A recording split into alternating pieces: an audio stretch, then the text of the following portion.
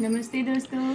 जब लक्ष्मण जी को शक्ति बाण लगता है तो राम जी उनको अपनी गोद में लेके रोते हुए क्या कहते हैं, आइए इस गीत के माध्यम से हम आपको बताते हैं।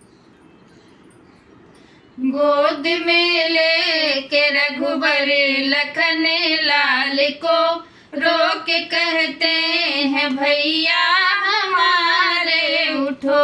गोद में लेके रघुबर लखन लाल को रो के कहते हैं भैया हमारे उठो।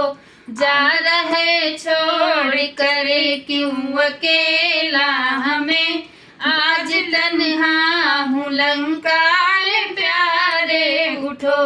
गोद में लेके रघुबर लखन लाल को रो के कहते हैं भैया हमारे उठो।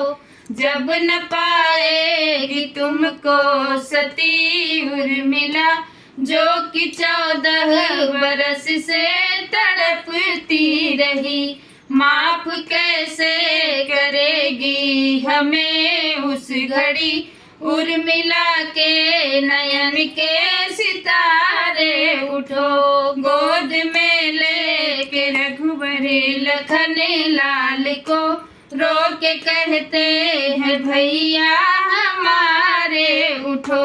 जब कहेगी माँ सुमित्रा है मेरे लखन, मेरा लक्ष्मण बता दो कहाँ रह गया, क्या कहूँगा बता दो ये भैया मेरे, माँ सुमित्रा के प्यारे दुलारे उठो।